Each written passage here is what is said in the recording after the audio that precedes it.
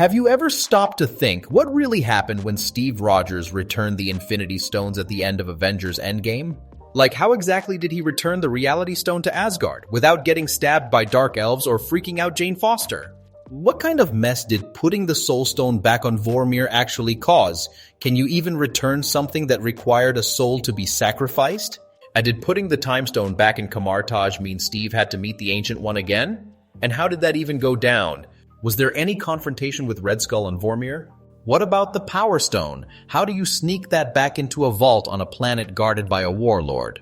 The truth is, the MCU gave us a happy ending. But what if Steve Rogers' mission to return the stones wasn't peaceful, but an unseen multiversal disaster? In today's video, we're breaking down how Steve may have returned each of the 6 Infinity Stones, why returning them could have actually triggered chaos in those timelines, and what this might mean for the multiverse as we know it. Because here's the thing, the snap didn't end the story. Steve's journey might have just started it. Let's dive in. Before we unpack the return of each stone, let's get clear on what returning the stones was supposed to fix. According to the Ancient One, removing an Infinity Stone creates a branching timeline, a reality offshoot full of instability. The Avengers' plan in Endgame was to take each stone from a specific moment in time, use it, and return it back to that exact moment to avoid chaos. Sounds simple in theory, right? But here's the problem. Time travel in the MCU is not about changing the past to alter your future. Every change creates an alternate timeline. So even putting a stone back doesn't undo what happened during the time it was gone.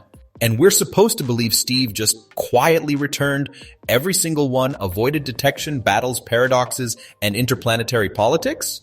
Let's break this mission down, one stone at a time, and explore what Steve Rogers actually may have triggered when he tried to do the right thing.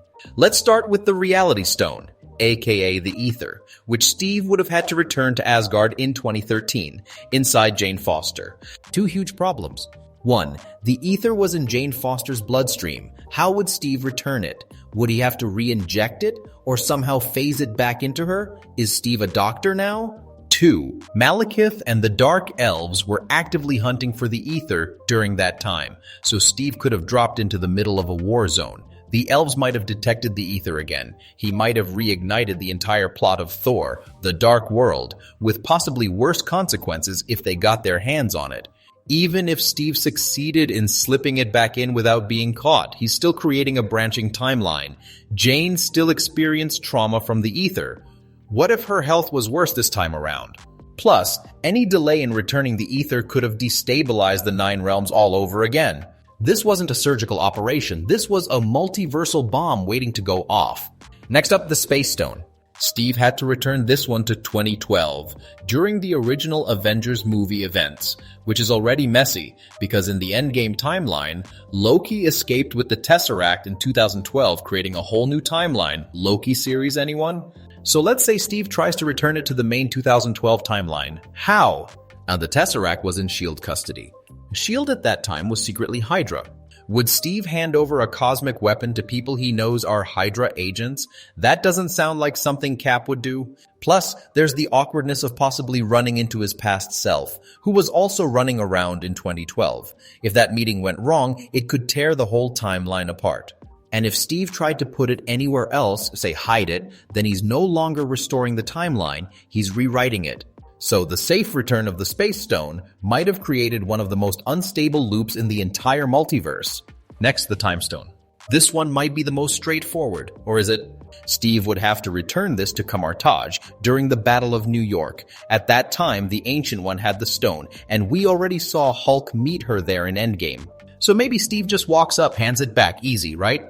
Except here's the twist. She already gave it to Hulk. The moment it's given away, the timeline branches. Even if Steve returns it to her minutes later, the alternate path has already formed. It's not like it unhappens. That split reality continues to exist, possibly with consequences.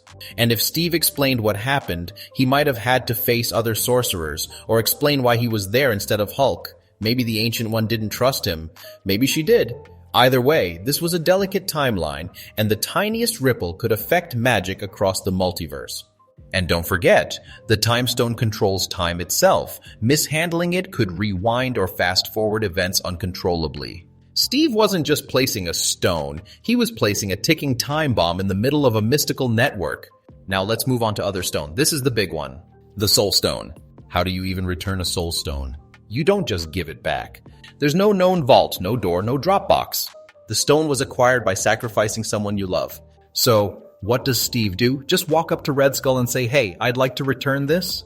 Did he see Red Skull? If so, huge emotional whiplash. Red Skull, his former enemy, turned ghostly space guide. Does he recognize Steve? Do they talk? Do they fight?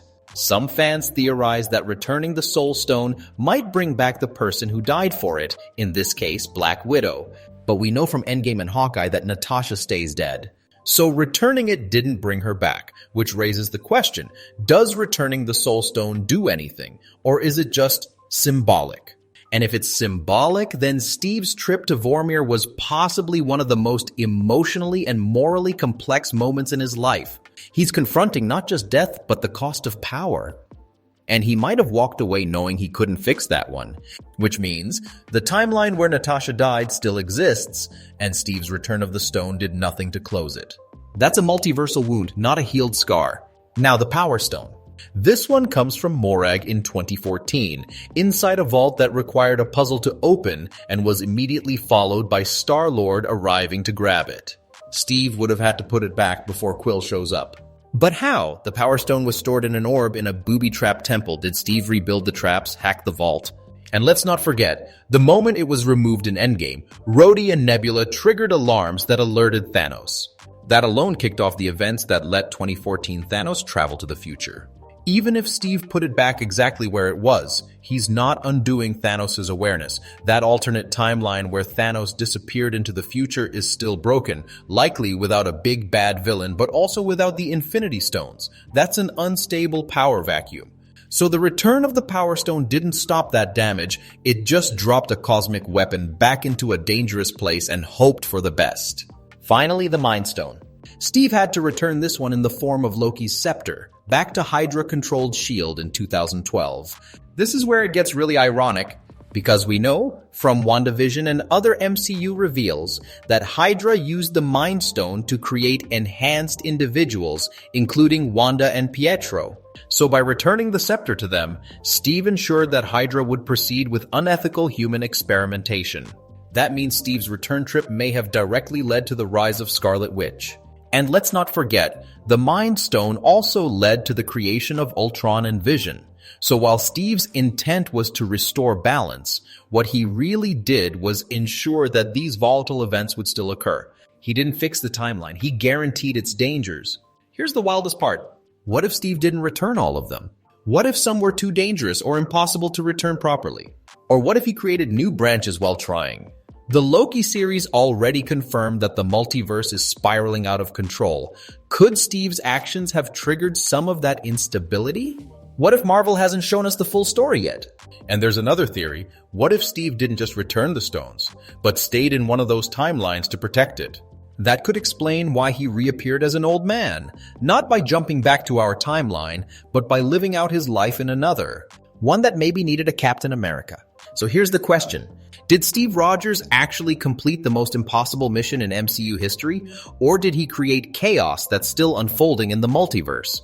Which stone do you think caused the most problems? Do you believe he ever met Red Skull again? Could returning the Soul Stone ever bring someone back? Drop your thoughts and theories in the comments. We want to hear your take on this unsolved Marvel mystery. If you enjoyed diving deep into the Marvel multiverse with us, hit that like button, subscribe for more MCU breakdowns, and ring the bell so you don't miss any of our upcoming theory videos. Until next time, keep questioning what you think you know about the Marvel universe. Because sometimes the end of the story is just the beginning.